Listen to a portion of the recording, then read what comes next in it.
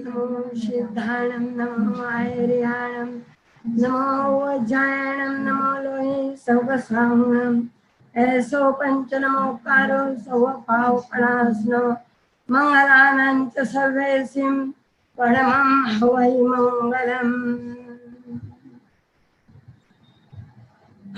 धम्मो मंगलम कृष्णम अहिंसा संयमोक्तो जीवावितं नमं सन्ति जस्सधम्मे सयामणो।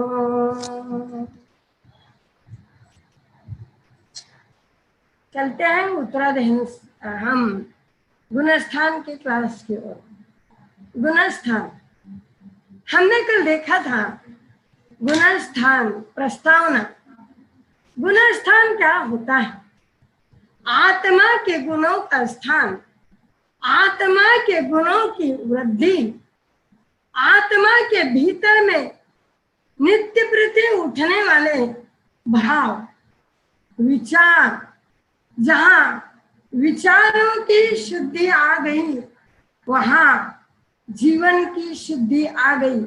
जहाँ विचारों की शुद्धि नहीं आई वहाँ जीवन की शुद्धि नहीं आई।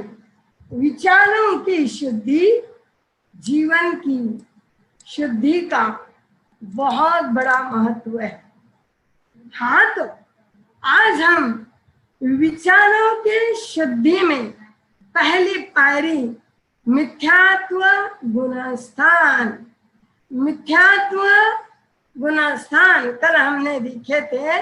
गुणस्थान का प्रारूप आज हम देखेंगे मिथ्यात्व गुणस्थान। कल देखा था मिथ्यात्व का स्वरूप क्या होता है। मिथ्यात्व का स्वरूप, मिथ्यात्व क्या है, यह हमने कल देखा था कि जो हमारे भीतर में उठने वाली जिस श्रद्धा के ऊपर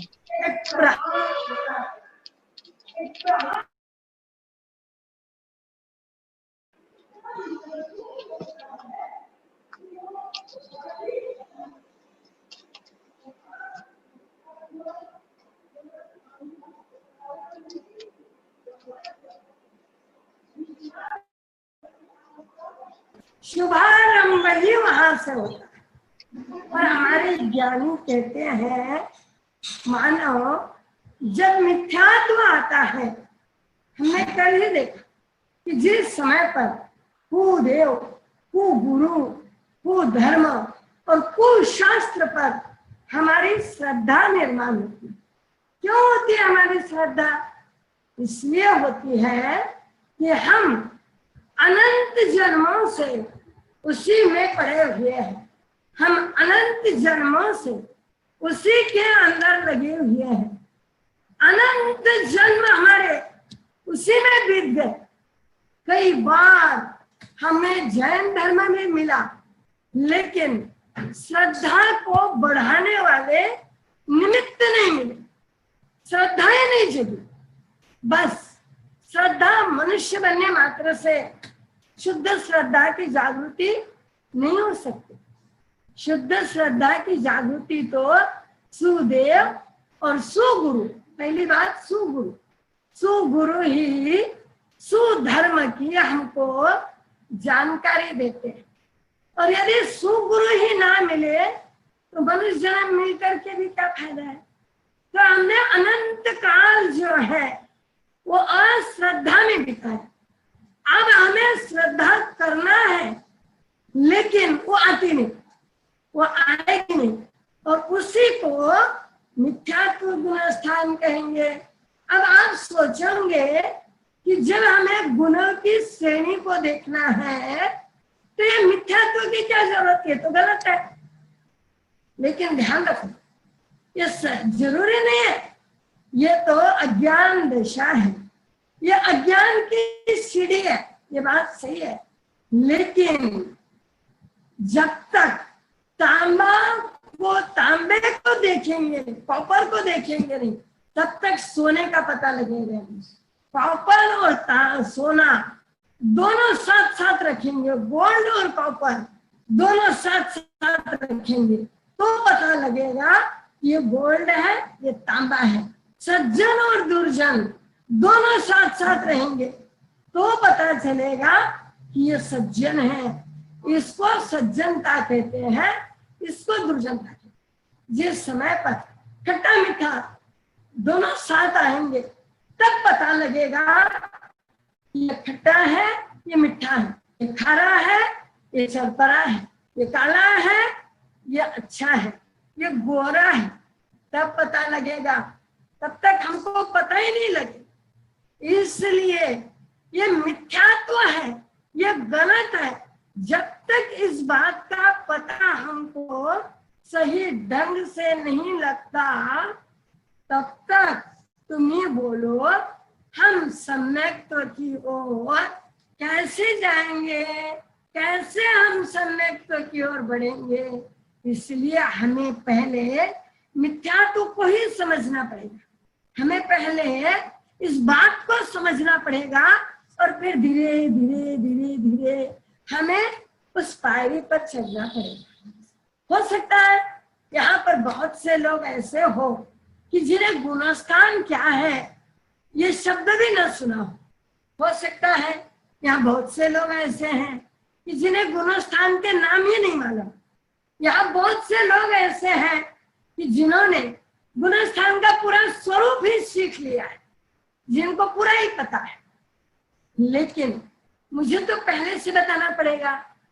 अब गम्मत ऐसी है कि कोई तो LKG का है और कोई 10th का है, कोई LKG का है और कोई 10th का है। दोनों का मिलन यहाँ पर हो रहा है। अब दोनों को संभाल के चलने की कोशिश मैं यहाँ पर कर रही हूँ। तो इसलिए आप है ना थोड़ा सा समझने की कोशिश करें और जहां आपको ना समझे ना वहां आप लिख के रखना। मैं आपके हर सवाल का जवाब दूंगी, हर बात का जवाब दूंगी, लेकिन आप बोलने की कोशिश करो। आप अपनी प्रतिक्रिया जो है उसको दो। जब आप बोलोगे, जब आप अपनी प्रतिक्रिया मुझे दोगे तो मुझे समझेगा कि ये क्लास कैसे चल। आप अपने सवाल लिख के रखो तो मेरे समझ में आएगा कि आपके मन में कौन सी समस्याएं हैं। तो हाँ, अब हम चलते हैं मिथ्यात्व गुणस्थान की ओर।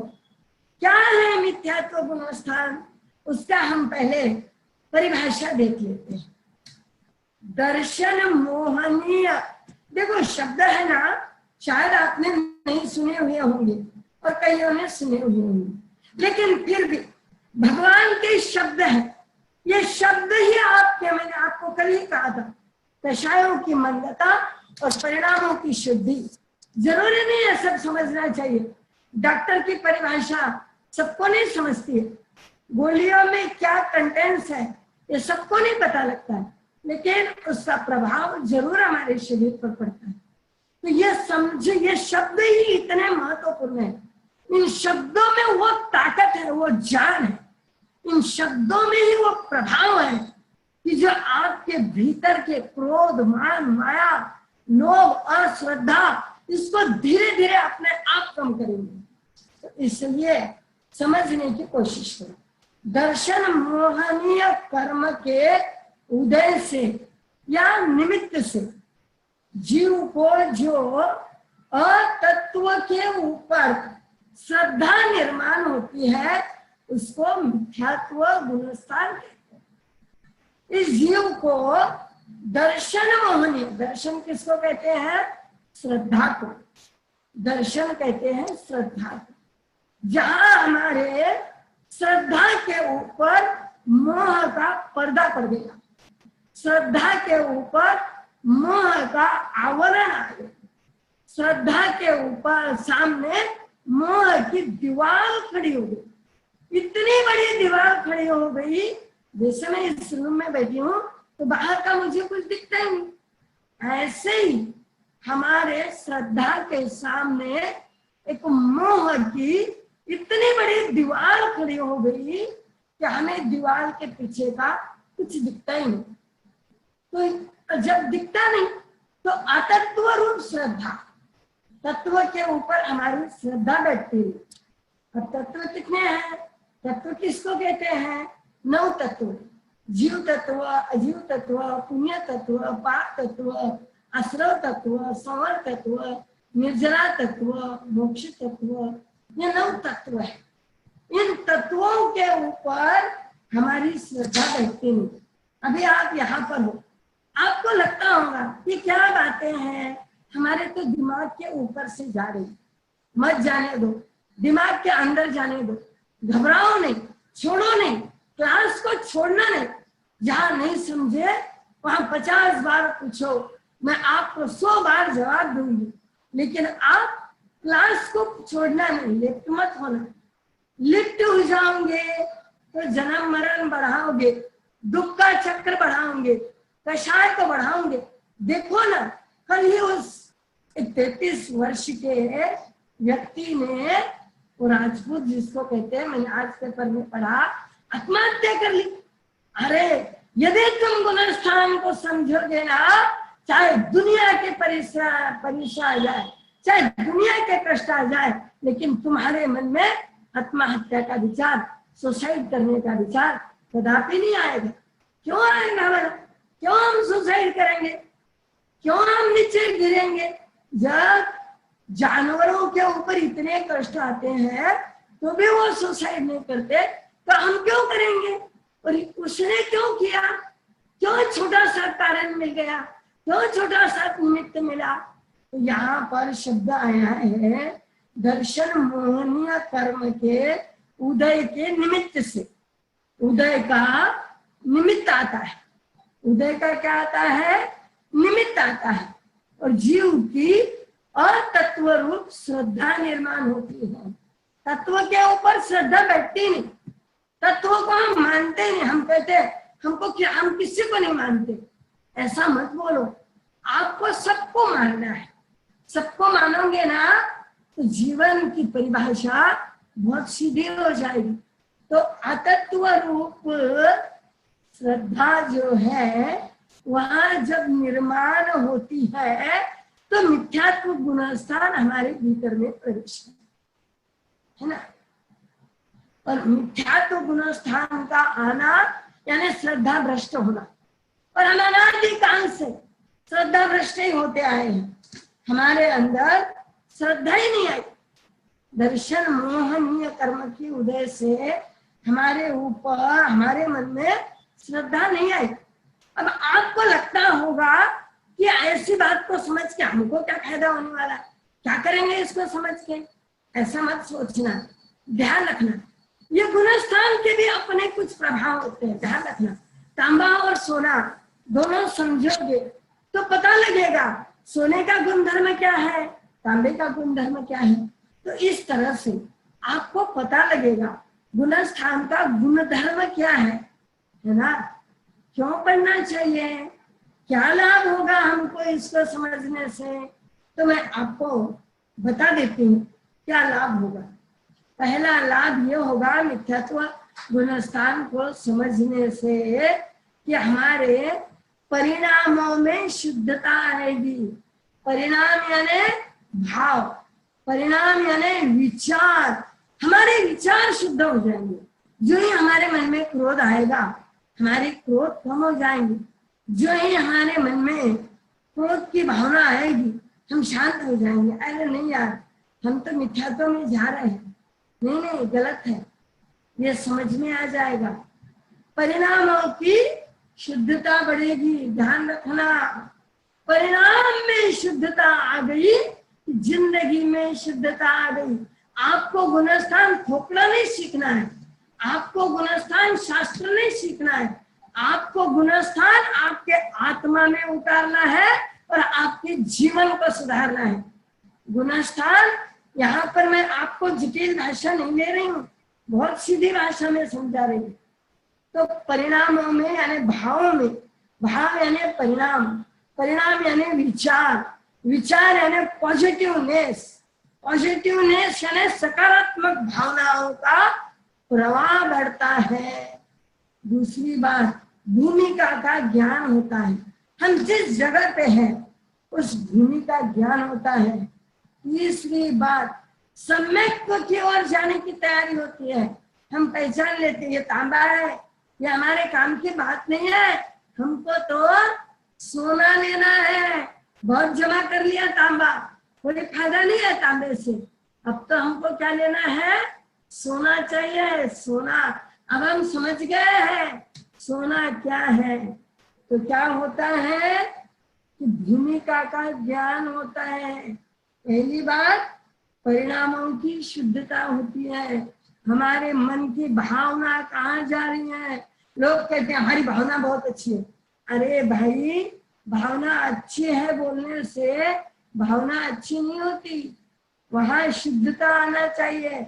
सोना अच्छा है बोलने से सोना अच्छा नहीं होता, उसको कसौटी पे कसना चाहिए, मशीन में डालना चाहिए, गवर्नमेंट का गारंटी कार्ड होना चाहिए, कितने टन है, 90 टन है, 96 है, 94 है या 50 है, इस बात का ज्ञान होना चाहिए।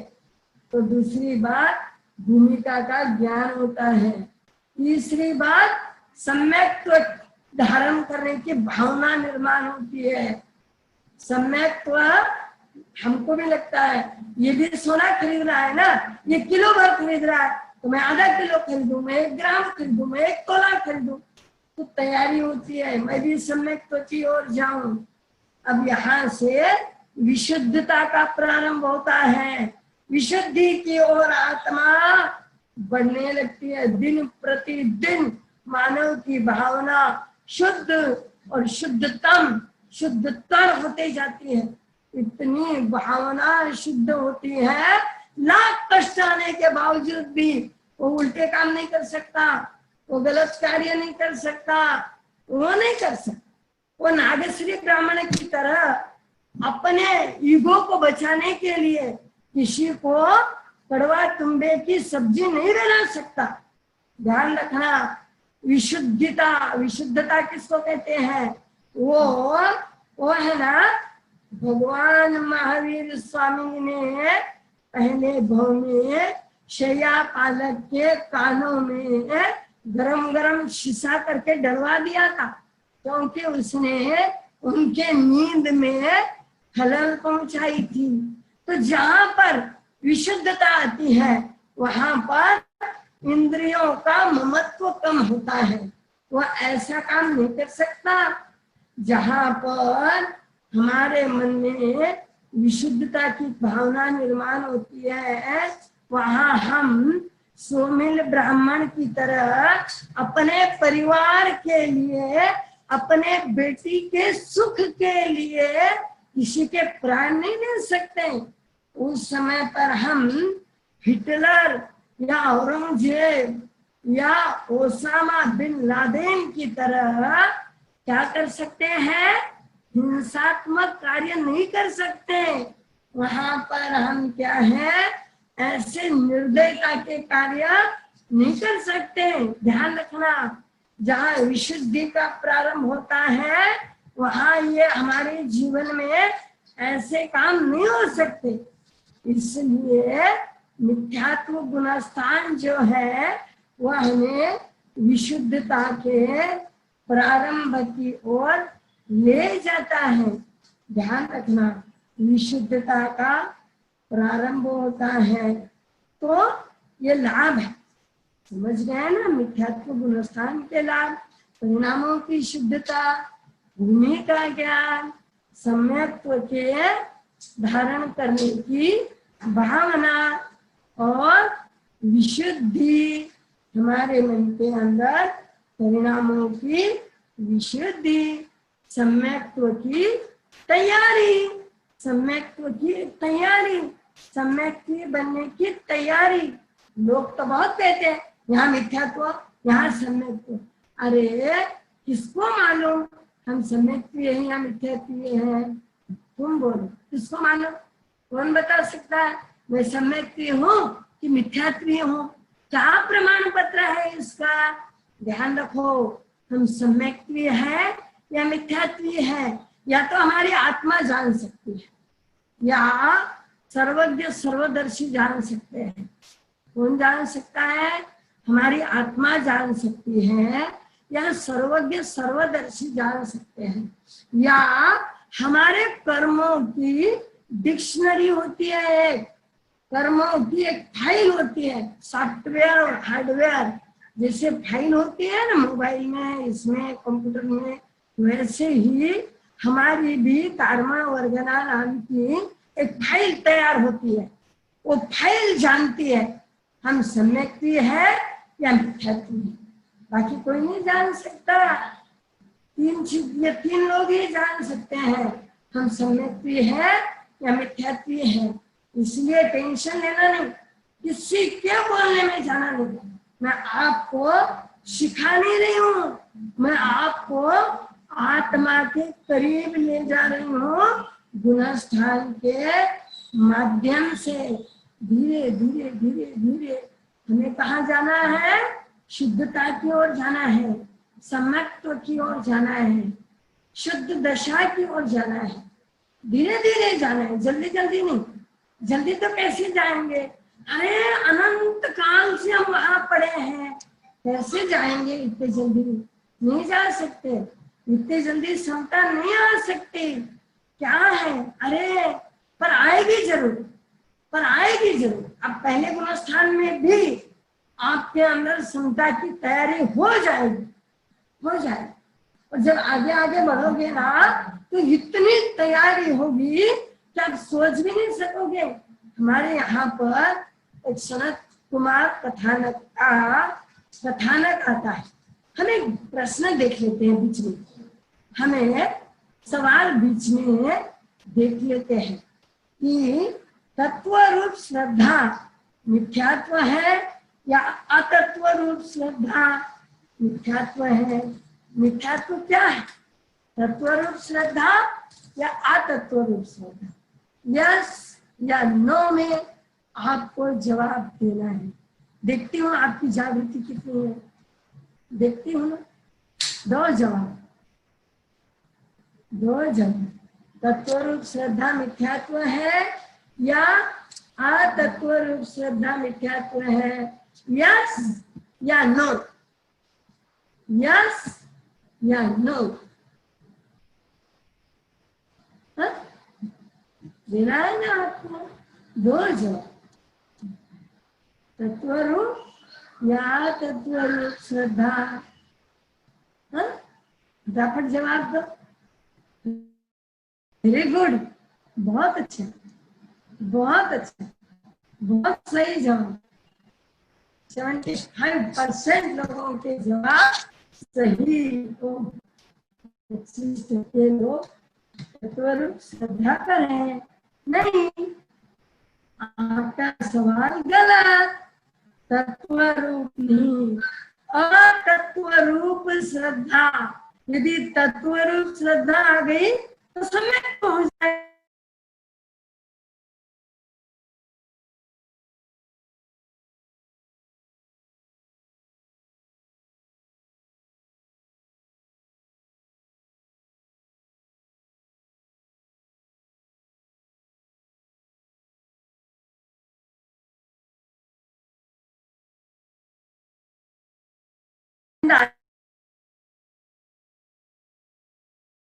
मत समझने की कोशिश करना, समझने की कोशिश करोगे ना तो तुम सही साधना में लगोगे, सही आराधना में लगोगे, है ना?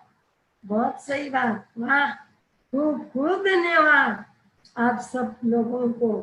तो अतत्व रूप श्रद्धा को मिथ्यात्व कहते हैं और तत्व के ऊपर श्रद्धा को सम्यक्त्व कहते हैं, है ना?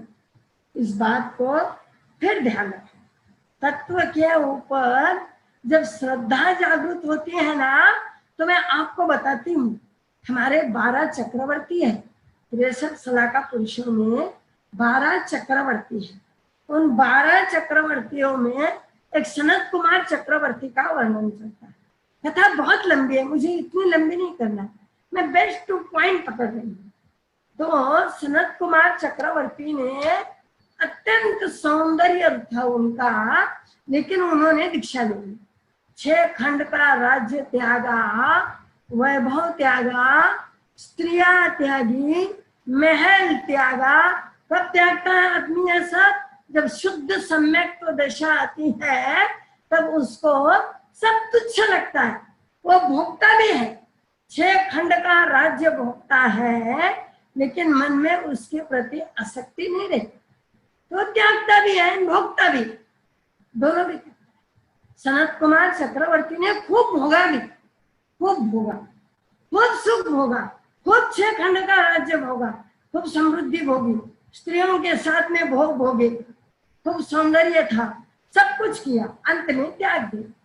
त्यागते ही उनके शरीर में वेदनीय कर्म का उदय आया और 18 प्रकार के रोग निर्माण हुए और 700 वर्ष तक रोग रहे। कितने वर्ष तक? समझ लो, 700 वर्ष तक उनके शरीर में 18 प्रकार के रोग रहे। आज तो हमारे शरीर में थोड़ी सी बुखार आती है तो हम डॉक्टर के पास भागते हैं। थोड़ा सा सर दुखने लग गया, चले डॉक्टर के पास, फैमिली डॉक्टर। अरे फैमिली डॉक्टर, फैमिली वकील, फैमिली फैमिली फैमिली। भगवान को फैमिली बनाओ ना, गुरु को फैमिली बनाओ ना, जिंदगी बन जाएगी, जन्म सुधर जाएंगे। तो भाई वहां क्या हो गया? 700 वर्षों तक 18 प्रकार के रोग एक साथ में होलसेल में उदय आ गए, लेकिन उन्होंने अपनी बात नहीं छोड़ी, बड़े समता के साथ में उसको सहन करते रहे। तो यह है मिथ्यात्व गुण स्थान के अंदर से आगे विशुद्धि की ओर बढ़ने के परिणाम। ये है आराधना। ध्यान रखो, उपयोग में उपयोग को आत्मा में लगाना साधना, उपयोग को आत्मा में लगाना साधना, और हर समय प्रसन्न रहना आराधना, हर समय प्रसन्न रहना आराधना। तो यह गुणस्थान आपको साधना और आराधना दोनों बातें बताएंगे। घबराना नहीं। घबराते क्यों हो? जिंदगी मिली है, जो आया उसे सहन करो। कौन आएगा? जिसको हम बुलाएंगे, जिसको हम न्योता देंगे, वही आएगा। मिथ्यात्व गुणस्थान कहता है जो तुमने सेव किया है वो तुम फाइल खोलते हुए आएगा। तो जिनवानी ने, इन गुणस्थानों ने तुम्हारी फाइल खोल दी। अब जो था वो सामने आ गया। डिलीट करने की ताकत है तो आराधना करो, सेव करने की ताकत है तो रोते बैठो। तो तुमको क्या करना है, ये तुमको मिथ्यात्व गुणस्थान बताता है। तो अब अपन देखेंगे, ये मिथ्यात्व गुणस्थान है, ये बहुत जल्दी कम होने वाला नहीं है, ये कोई आपको छोड़ने वाला नहीं है। पक्की दीवार नहीं है लोहे की, ये सीमेंट की भी दीवार नहीं है, ये लोहे की दीवार, ये जल्दी कम होने वाली नहीं है। इसके लिए आपको प्रयास करना पड़ेगा। प्रयास करो। क्या प्रयास करोगे? अब आप ध्यान रखो, शरीर के ऊपर यदि आपको ममत्व है, मेरा शरीर, मेरा, ये ब्यूटी पार्लर में जाते हैं, साफ साफ होते हैं, ये करते हैं, वो करते हैं, क्रीम लगाते हैं, ट्यूब लगाते हैं, अमुक लगाते हैं, तमुक लगाते हैं, शरीर पे झुर्री पड़ गई, प्लास्टिक सर्जरी करते हैं। क्या करोगे सब कुछ करके? ये तुम्हारे शरीर का ममत्व है, इसको कम करो। धीरे धीरे धीरे धीरे धीरे धीरे सोचना, शरीर तो शरीर है, आखिर में तो गुण धर्म जो है वो बताएगा ही। शक्कर को तुम नीम के रस में डालोगे तो ठीक है, थोड़ा बहुत मीठा होगा। तुम ब्यूटी पार्लर में जाओगे तो थोड़ी देर तक बहुत स्मार्ट दिखोगे, बाद में तो जो है वो है। तो ऐसे ही तुम क्या करो, समझो, पहली बात। दूसरी बात है ना, भोग विलास को कम करो। तुम्हारे भोग विलास जो है ना उसको कम करो। ये भाता है तो ये खाना, वो नहीं भाता है तो उसको छोड़ देना, ये भोग विलास कम करो। दूसरी बात ये है, मंत्र और स्तोत्र, करते रहो, करते रहो। सूत्र आपको जल्दी समझ में नहीं आएंगे। स्वाध्याय है, स्वाध्याय है, उसके शब्द हैं, कम ज्यादा होते हैं, शुद्धि अशुद्धि होती है, हमारे घर में करते नहीं आता। लैट्रिन बाथरूम आजकल अटैच होते हैं, स्वाध्याय नहीं होती। घबराओ नहीं, ये सब नियम पाल के यदि स्वाध्याय होती है तो अति उत्तम, और यदि नहीं होती है तो भी घबराओ मत। नहीं होती है बोल के छोड़ो मत। सूत्र नहीं होता है तो स्तोत्र करो, तो मंत्र करो। अरे भाई, बंगला नहीं लेना होता है तो फ्लैट में रहो। ऐसे मत सोचो फ्लैट में रहेंगे तो छोटा पड़ेगा, कैसे रहेंगे। अरे जब बंगला होगा तब बंगले में जाना, जब तक बंगला नहीं होता तब तक फ्लैट में नहीं रहना। जब फ्लैट भी नहीं है, तुम रोड पर बैठे हो तो किराए के मकान में जाना, किराए के मकान में चले जाना, रेंट पे चले जाना। जब तुम्हारे पास में रेंट से थोड़ा पैसा बढ़ गया तो तुम फ्लैट में आ जाओ। बंगला मिल गया तो बहुत अच्छी बात है, बंगले में चले जाओ। लेकिन जब तक नहीं मिलता है तब तक जो मिलता है वो करो। तो ठीक है, जब तक तुम्हें सूत्र की जानकारी नहीं होती, जब तक तुम सूत्र नहीं समझ सकते, तब तक तो तुम मंत्र करो, पुण्य का प्रभाव बढ़ेगा। और अनंत पुण्य हो तो तीर्थंकर परमात्मा बन सकते हैं। तीर्थंकरों के भी अनंत पुण्य की जरूरत होती है। मंत्र करो, स्तोत्र करो, साधना करो, रोज सवेरे उठ के नमस्कार महामंत्र का जाप करो। नहीं तो कोई भक्तामर जैसे, वसग्रम जैसे स्तोत्र करो। नहीं आता है सूत्र, मिथ्यात्व लगता है। कोई कहता है ये करते हैं तो मिथ्यात्व लगता है, वो करता है। अरे भाई, मिथ्यात्व नहीं लगता है, लेकिन बंगला नहीं मिलता है, लेकिन बंगला नहीं मिलता। इसका मतलब ये थोड़ी है कि फ्लैट में नहीं रहना चाहिए, रहना चाहिए। जो मिला उसमें खुश होना चाहिए। धीरे धीरे बंगला भी मिलेगा। तो अभी मंत्र करो, स्तोत्र करो, कोई साधना करो, कोई आराधना करो, पुण्य के अनुबंध की ओर मुड़ो। पुण्य करो, अन्न पुण्य करो, पान पुण्य करो, लैन पुण्य करो, शयन पुण्य करो, वस्त्र पुण्य करो, मन पुण्य करो, वचन पुण्य करो, काया पुण्य करो, नमस्कार पुण्य करो। जो तुमको अच्छा लगता है वो पुण्य करो, जो तुमसे होता है वो करो। जरूरी नहीं है कि इतना ही करना है, थोड़ा थोड़ा थोड़ा थोड़ा थोड़ा करो। भोग विलास का त्याग कर सको, थोड़ा थोड़ा थोड़ी थोड़ी निर्जरा की भावना रखो। नहीं होता उपवास मत करो, घबराओ नहीं। मेरा उपवास नहीं होता, मेरा उपवास नहीं होता, नहीं होता तो मत करो। नौकाशी तो होती है ना, नौकाशी, पोर्शी होती है ना, पोर्शी। हफ्ते में एक दिन पोर्शी करो, महीने में 15 दिन नौकाशी करो।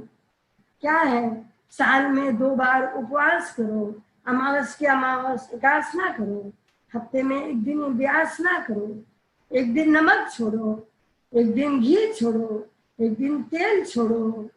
कुछ तो करो, थोड़ा थोड़ा करो, लेकिन थोड़ी थोड़ी निर्जरा की भावना, थोड़ी थोड़ी। तो मिथ्या तो गुणस्थान कहता है, मानो तुझे मेरे से थोड़ा ऊपर बढ़ना है ना, आगे जाना है ना, तुझे बंगला खरीदना है ना, तो तेरी जिंदगी सुधर जाएगी। और यदि नहीं खरीदेगा ना तो तू जहाँ वहीं रहेगा। अरे अपने कितने पुण्यशाली है, हम जैन धर्म में जन्मे हैं, तो थोड़ा थोड़ा तो हमें करना ही चाहिए। करने में क्या टेंशन है। तो हाँ, तो मैं आपको बता रही हूँ, जो चीज आपको बहुत प्रिय है, अत्यंत प्रिय है, उस चीज को दान कर दो और फिर पछताओ मत। जरूरी नहीं है कि हीरे की अंगूठी आपको प्रिय है और हीरे की अंगूठी दे दो, ये मैं नहीं कह। कोई भी चीज हो सकता है, एक 2 रुपए का चम्मच भी आपको प्यारा लगे, हो सकता है एक कांच की ग्लास भी आपको बहुत प्यारी लगे, छोड़ दो ना, छोड़ दो। जितना दान कर सकते हो ना, छोटी चीज, लेकिन आपकी बहुत प्रिय हो, अत्यंत प्रिय चीज हो।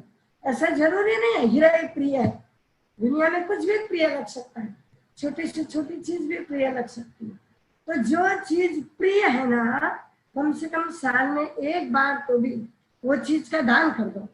वापस वो चीज लाओ मत, छूट गया ना मत हुआ, याद करो मत, मैंने अमुक को चम्मच दे दिया, मेरे को बहुत प्रिय था, बहुत अच्छा लगता था मेरे को चम्मच, लेकिन महाराज साहब का प्रवचन सुना तो मैंने चम्मच को दान दे दिया। ऐसे मत बोलो, भूल जा। आज कितने पुण्य का उदय आया कि मेरे हाथ से एक चम्मच का दान हुआ। मैं कितनी भाग्यशाली हूँ, मुझे जिन शासन मिला और मेरे हाथ से आज एक कटोरी का दान हुआ। आज मैंने एक अत्यंत भाने वाली सब्जी हो आपने बनाई हो, और क्या करो, दान कर दो, दान कर दो। और आज जो नहीं भाने वाली सब्जी है ना, उसको खा लो। सबसे बड़ा त्याग होगा ये दान होगा। सोचो मत, पर पछताओ, देख के पछताओ मत, नहीं तो ममन सेठ की गति हो जाएगी और कर्मों का बंद होगा। जो चीज आपको बहुत पसंद हो, बहुत पसंद है आपको रसगुल्ले, दे दो किसी को, मैं नहीं, आज तू खा ले। तो ये त्याग है। ये छोटा सा त्याग भी आपको बहुत बड़ी बात देके जाता है, बहुत बड़ी उपलब्धि देके जाता है। जन्म जन्म तक आपको शांति, सुख, समाधान और आनंद देके जाता है। मिथ्यात्व गुणस्थान को, और मिथ्यात्व गुणस्थान, मिथ्यात्व जो दशा है वो अपने आप कम होती है। वहां स्वाध्याय करो, शास्त्र की स्वाध्याय करो, ये तो अति उत्तम है। अरे भाई, हमारे गुरुदेव गणेशलाल जी महाराज साहब स्वाध्याय करते थे तो हजारों लोगों का भला करते थे। तुलसीलाल जी महाराज साहब स्वाध्याय करते थे तो हजारों लोग सुधर जाते थे, हजारों लोगों की परिस्थिति सुधर जाती थी, सुधर जाती थी। ऐसा जरूरी नहीं है। लोग सोचते हैं स्तोत्र करने से, मंत्र करने से बात सुधर जाती है, लक्ष्मी आती है, पैसा आता है, बेटा होता है, बंगला मिलता है। ऐसी कोई बात नहीं है। सूत्र करने से भी होता है, लेकिन वहां मांगना नहीं पड़ता, बिना मांगे होता है। बिना मांगे सब कुछ मिलता है। लेकिन जैसे जैसे जैसे जैसे कर्म हटते जाते हैं ना, वैसे वैसे मिलते जाते हैं। तो ध्यान रखो, मिथ्यात्व गुणस्थान को, गुणस्थान में से आपको आगे बढ़ना है ना, तो आपको धीरे धीरे धीरे धीरे इतने काम करना पड़ेगा। कुछ तो करना पड़ेगा ना, कुछ पाना है तो कुछ खोना पड़ेगा। कुछ आपको उपार्जित करना है तो कुछ तो देना पड़ेगा ना। कुछ दोगे तो कुछ मिलेगा, बिना दिए क्या मिलेगा। अरे आपने खूब दिया है, तब कहीं जा करके आप जैन धर्म में मिले आए हो, और अब आपको मिथ्यात्व को छोड़ना है तो आपको बहुत मिलने वाला है, बहुत मिलने वाला है। यहाँ पर आपको सुख, समृद्धि, शांति, सबसे बड़ी बात प्रेम, ये सारी बातें। जैसे जैसे मिथ्यात्व कम होगा ना, वैसे वैसे ये सारी बातें बिना बुलाए, बिना निमंत्रण दिए, बिना प्रयास किए, बिना सोचे अपने आप आ जाएगी, पता ही नहीं लगेगा, और आनंद में झूमने लग जाओगे। तो ध्यान रखना, मिथ्यात्व दशा कम होना, उल्टी मान्यता कम होना, ये बहुत मुश्किल है। लेकिन इतने काम करोगे ना तो सहज हो जाएगा, बहुत सहज हो जाएगा। अन्यथा मिथ्यात्व गुणस्थान यानी उल्टा, सब उल्टा, उल्टा ही उल्टा, सब उल्टे काम। हिंसा करना, मारकाट करना, लूटना, क्रोध करना, झूठ बोलना, चोरी करना, परिग्रह बढ़ाना, ये करना, लूट फसोट, सारे उल्टे काम मिथ्यात्व दशा। और ये जीव अनंत काल से करते ही आया, अनंत काल तक करने ही वाला है। अब कितने काल तक करेगा ये, अब अपन देखते हैं। मिथ्यात्व कितने काल रहता है, कितने समय तक रहता है मिथ्यात्व। उसके पहले है ना, अपन एक बात देखते हैं, फिर अपन चलते हैं सवाल। फिर एक सवाल पूछती हूँ आपको, है ना, थोड़ी सी फिर जागृति की ओर हम बढ़ते हैं। अब हम देखते हैं मिथ्यात्व दर्शन कर्म के उदय से होता है या चारित्र से।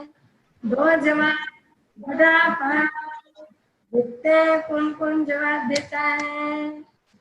मिथ्यात्व दर्शन मोहनीय से क्या चारित्र मोहनीय से। वेरी गुड, थैंक यू, खूब खूब धन्यवाद। बहुत सारे लोग सही जवाब दे रहे हैं।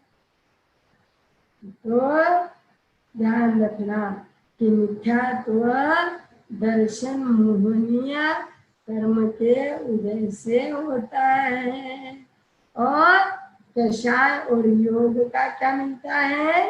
निमित्त मिलता है। अच्छा, बहुत करेक्ट जवाब। करेक्ट जवाब देने वालों को खूब खूब धन्यवाद, साधुवाद। आगे बढ़ते हैं अपन। अब अपन आगे बढ़ते हैं ना। इसका काल कितना है, कितने काल तक रहता है ये मिथ्यात्व, ध्यान रखो थोड़ा सा। अब फिर अपने ध्यान को फिर एक जगह करना है ना। हम पोल की ओर से फिर अब आगे आते हैं। अपने को पोल नहीं चाहिए, अपने को तो ठोस चाहिए ना। तो ये पोल तो बीच में आपकी नींद की उड़ाने के लिए देती हूँ। जो आपको समझ में आया कि नहीं, ये भी मेरे समझ में आता है, और आप जागरूक हो या नहीं ये भी समझ में आता है। तो हमने क्या देखा, अब हम देखते हैं, अब हम चलते वापस अपनी जगह पर। काल ये कितने समय तक रह सकता है, कितने समय तक रहता है ये मिथ्यात्व गुणस्थान। देखो है ना, थोड़ा समझने की कोशिश करो। शब्द है, शब्दों को पकड़ने की कोशिश करो। भव्य और अभव्य दो प्रकार के जीव होते हैं, भव्य और अभव्य। भव्य वो होते हैं जिन्हें मोक्ष होता है, और अभव्य वो होते हैं जिनको कभी मोक्ष ही नहीं मिलता, जो कभी मोक्ष में ही नहीं जाते। अपने को काल समझना है, तो काल समझने के पहले अपने को कुछ बातें देखना है। अब भव्य है ना, भव्य के भी कुछ भेद है। भव्य के क्या है, कुछ भेद है। पहले है निकट भव्य। पहला भेद कौन सा है, निकट भव्य।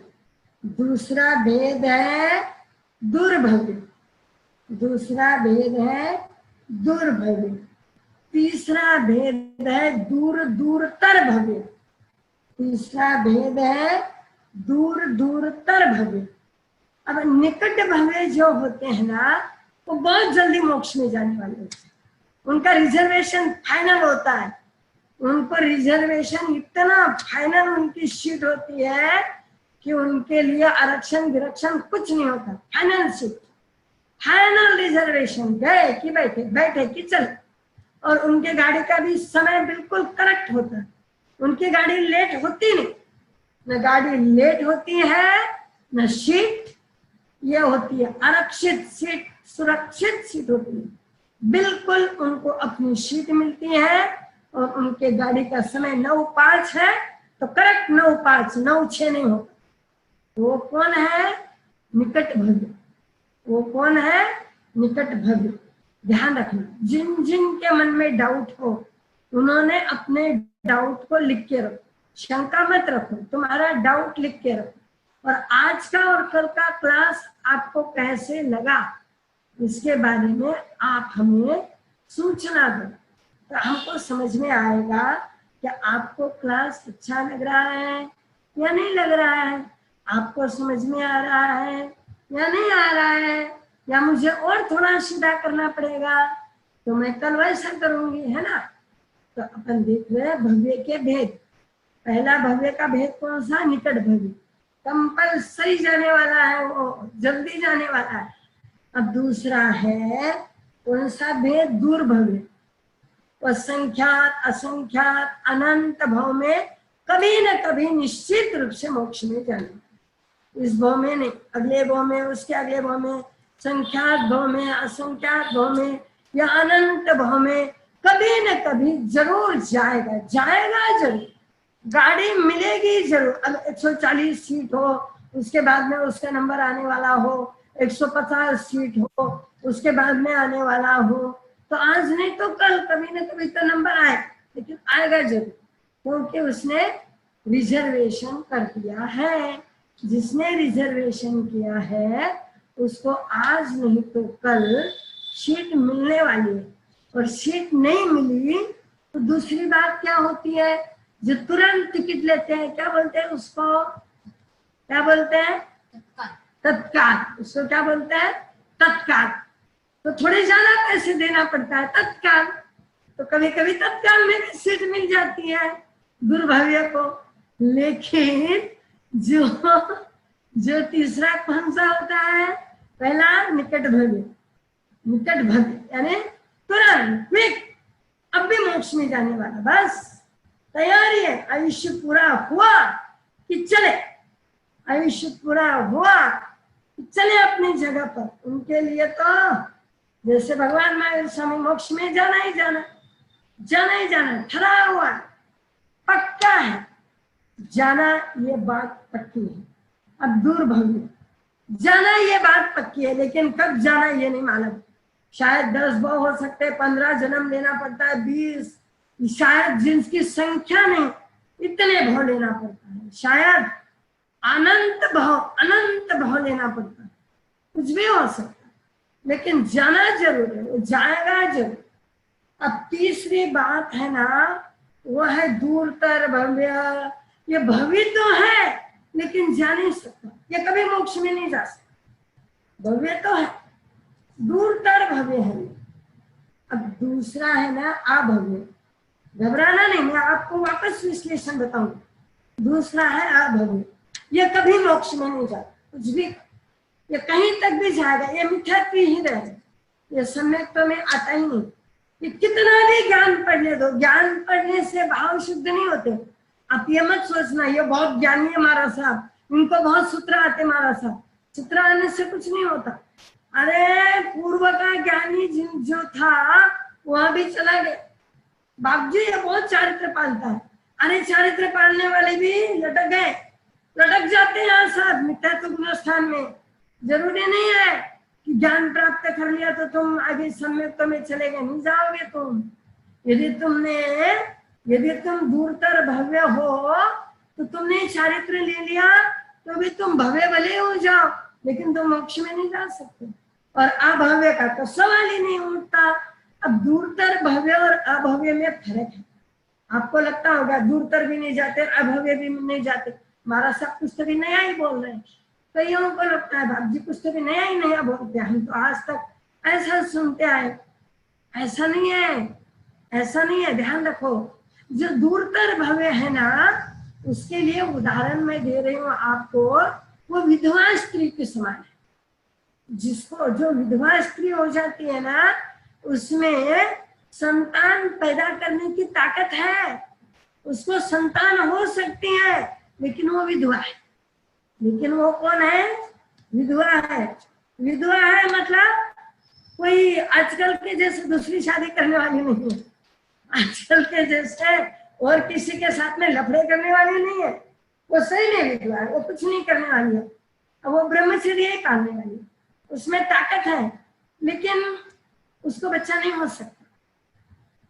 तो वो है दूरतर भव्य। भव्य तो है लेकिन दूरतर भव्य। और अभव्य है वंध्या स्त्री के समान, जिसको पति हो या ना हो लेकिन उसको बच्चा नहीं हो सकता। समझ गए ना? भव्य में निकट भव्य, दूर भव्य और दूरतर भव्य। निकट भव्य मोक्ष नजदीक, दूरतर भव्य मोक्ष निश्चित, और दूरतम भव्य, दूरतर भव्य मोक्षी नहीं, पुरुषार्थी नहीं।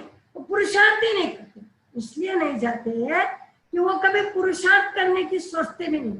वो पढ़े बस, उन्हें पुरुषार्थ करते नहीं, सोचते नहीं, जाने दो ना, हुआ तो करेंगे, नहीं हुआ तो नहीं करेंगे, कौन सा अपन ने ठेका उठाया है, जाने दो ना, क्या करना है अपने को, हुआ तो हुआ, नहीं हुआ तो नहीं हुआ, हुआ तो करेंगे, नहीं हुआ तो नहीं हुआ करेंगे। ऐसे होते दूर तरफ भी सब है, घर में आटा है, शक्कर है, गुड़ है या घी है, सब सामान है शीरा बनाने का। लेकिन जान देना आज का कंटाला आ गया, आज मैं थक गई, जाने जा रहा, आज नहीं कल करेंगे। अब कल क्या करती, कल बोलने होता गया गया, वो क्या करता, कल करते करते कल और कुछ तो काम आ गया, जान दे रहा, आज नहीं, आज है ना काम है, और कभी करेंगे, और कभी करेंगे, तो कभी करते ही नहीं। वो ऐसे सिरे वाली बात है, दूरतर भव्य की चीज सब है, लेकिन पुरुषार्थ बिल्कुल नहीं, मेहनत ही नहीं। अब मेहनत नहीं होगी तो वो कैसे मिथ्यात्व में सम्यक्त्व में जाएंगे, वो कैसे उनको सम्यक्त्व आएगा, कैसे क्या हुआ। तो ऐसे होते हैं दूरतर भव्य। और अभव्य तो कहते मेरे को आता ही नहीं, मैं शिरा बनाना जानती नहीं, मैंने आज तक कभी शिरा बनाया ही नहीं, मेरे को मालूम ही नहीं शिरा कैसे बनाते, रेडीमेड लेके आते। नहीं तो जिसको आता है ना उसको अपन बुला लेते, लो ये तो और आगे बढ़ गया। तो इतना फर्क है दूरभव्य में और दूरतर भव्य और अभव्य में। समझ गया ना मिच्छामि पुराण, दूरतर भव्य और अभव्य में इतना फर्क उसके पास में है, लेकिन वो आलसी। और ये तो इतना है, ये तो सब कह देता नहीं आता मेरे, हाँ मेरे को नहीं आता, मैंने कभी बनाया ही नहीं, मेरी इच्छा ही नहीं, मेरे को समझता ही नहीं, ज्यादा हो जाएगा तो मुश्किल हो जाएगा। अरे भाई प्रयास, वो प्रयास ही नहीं करता, और ये पुरुषार्थ ही नहीं करता। ये ऐसे लोग होते हैं। अभी एक सवाल और अपन पूछेंगे, तुम बोलो मिथ्यात्व गुणस्थान पहला है या चौथा है? बहुत सहज सवाल है, बहुत सरल। बोलोगे मिथ्यात्व गुणस्थान पहला है या चौथा है? जल्दी करो, यस नो, अपना समय हो रहा है, चलो फटाफट। वाह वेरी गुड, सबको समझ में आ गया। मिथ्यात्व गुणस्थान कौन सा है? पहला है। अब अपन देखते हैं काल। अब अपन क्या देखते हैं? काल। कितना काल होता है, कितने समय तक मिथ्यात्व रहता है? तो भाई अभव्य, दूरभव्य, दूरतर भव्य, इन सब के लिए समय होता है अनंत काल। क्या होता है? इन सब के लिए समय है अनादि अनंत, अनादि से चल रहा है और अनंत काल तक मिथ्यात्व में ही रहने वाले हैं। अभव्य और दूरतर भव्य, अनादि अनंत काल। और जो भव्य है, निकट भव्य और कौन से भव्य? दूरतर भव्य, इनका समय है सादि अनंत, इनका अनादि शांत। इनका समय कितना है? अनादि शांत, अनादि काल से है, लेकिन उसका अंत होने वाला है। समझ गए ना काल वाली बात? समझ गए काल किसको कहते हैं? अब एक लास्ट सवाल आपको देती हूँ, क्योंकि अपना समय आ गया है। लास्ट समय हम देखते हैं मिथ्यात्व गुणस्थान संसारी को होता है या सिद्ध परमात्मा को होता है? बोलो तो, फटाफट बोलो। बहुत सरल है। वाह वाह, बहुत बहुत धन्यवाद, खूब खूब धन्यवाद। देखो अपन यहाँ पर गुणस्थान का एक बेसिक नॉलेज ले रहे हैं, बेसिक, बहुत ज्यादा नहीं, बहुत लंबा चौड़ा नहीं, बहुत क्लिष्ट भाषा में नहीं, बहुत सहज, बहुत सरल। धन्यवाद। मिथ्यात्व गुणस्थान संसारी को होता है। बहुत बहुत धन्यवाद, बहुत अच्छी बात आपने कही। 95% लोगों ने सही जवाब दिया। सही जवाब देने वालों को धन्यवाद, खूब खूब धन्यवाद। चलो अब सबका म्यूट जो है, उस म्यूट को हम क्या करते हैं? खोल देते हैं और आपको एक मिनट का समय देते हैं। आप प्रतिक्रिया दो, यहाँ क्या है? धन्यवाद वाली बात क्यों है ना? धन्यवाद मुझे नहीं, धन्यवाद जिनवानी को, धन्यवाद वितराग वाणी को, धन्यवाद वीतराग परमात्मा को, है ना। तो क्या है, म्यूट खुल गया है ना सबका, सबका म्यूट खुलेगा 2 मिनट के लिए, और 1 मिनट के लिए आप अपनी प्रतिक्रिया, म्यूट खोल देना, आप अपनी प्रतिक्रिया को दोगे। अब म्यूट खुलेगा थोड़ी देर के लिए, और अपने आज क्या तो क्या है, छात्रों की धन्यवाद। धन्यवाद।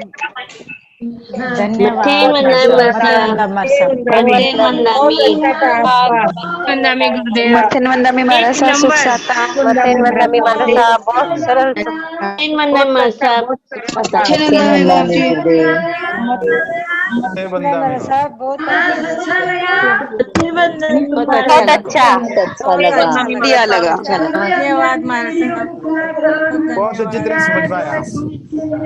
बहुत वंदनामी महाराज साहब। बहुत धन्यवाद। से सीरा बनाएंगे हम, अब सीरा बनाएंगे।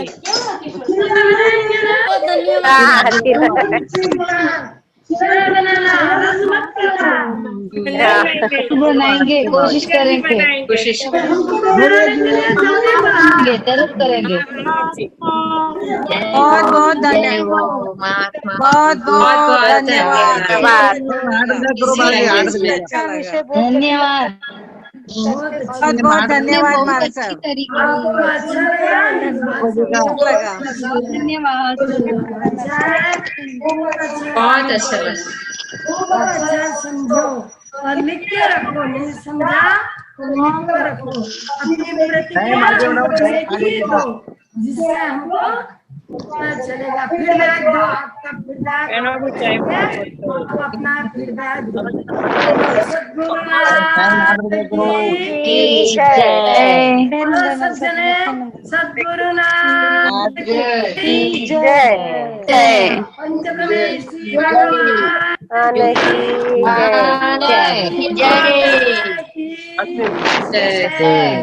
भगवान मंगलम मर्यंता मंगलम सिद्धा मंगलम साहु मंगलम त्युजीपनंतो नमो मंगलम चतारि लोग उत्मारियंता